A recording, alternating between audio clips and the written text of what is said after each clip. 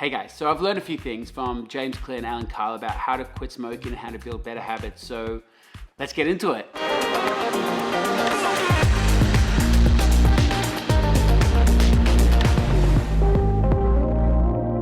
You think you're quitting something, but you're not. You're not quitting anything at all because cigarettes actually do nothing for you. You're simply going back to a version of yourself that didn't smoke. And we all were there, because I know this, because we didn't grow up smoking. We weren't 10-year-olds on the street smoking. There was a time and place where we had that first cigarette, and we can all remember that.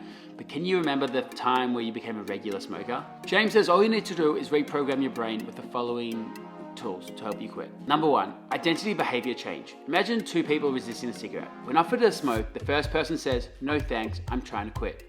It sounds reasonable, but this person still believes they are a smoker. The second person says, "No thanks, I'm not a smoker." It's a small difference, but this signals a shift in how you frame your identity. You may want better health, but if you continue to prioritize comfort over accomplishment, you'll be drawn to relaxation rather than doing. It's hard to change your habits if you never change the underlying beliefs that led you to your past behavior. You have a new goal and a new plan, but you haven't changed who you are. It is one thing to say, "I'm the type of person who wants this." It's something very different to say, "I'm the type of person who is this." Alan Carr debunks the myths surrounded by smoking. Instead of looking at me rolling that cigarette of jealousy, you will look at me with envy. As a temporary way you feel with a cigarette in your hand is the way someone else feels all the time. The comfort of you smoking is the comfort everyone else feels when they don't smoke. That's where I want to get you to. In order to do that, I'm going to move to some learnings I had from Alan Carr, and he debunks a couple of myths.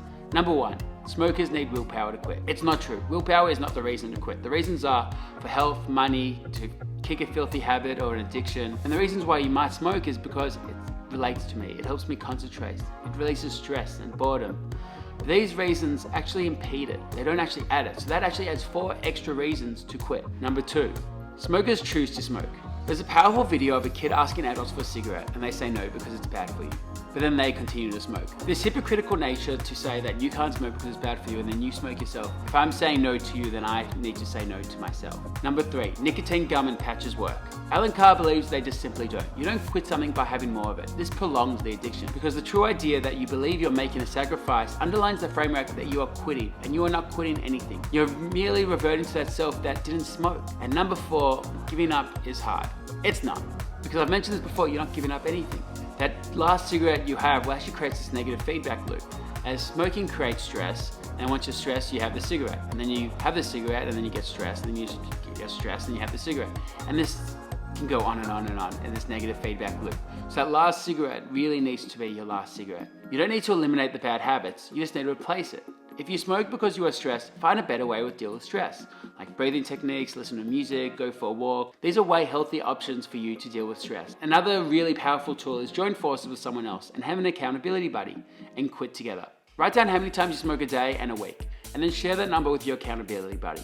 Once you become aware of it, also identify the triggers in the moment before you smoke, so you know what is bringing it on. Is it stress? Is it anxiety? Is it social situations? Once you can identify that, you can begin to control it. You can try to get that number down, and every week you can be a little win.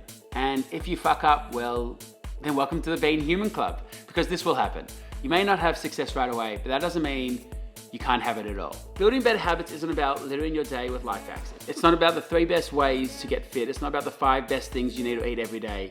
It's not about flossing 1 tooth each night or about achieving external measures like earning more money. We got a dollar, we got a dollar, we got a dollar, hey, hey, hey, hey. Habits can help you achieve all of these things. But fundamentally, they are not about having something, they're about becoming someone. And what's really important here is for you to choose the person you want to be.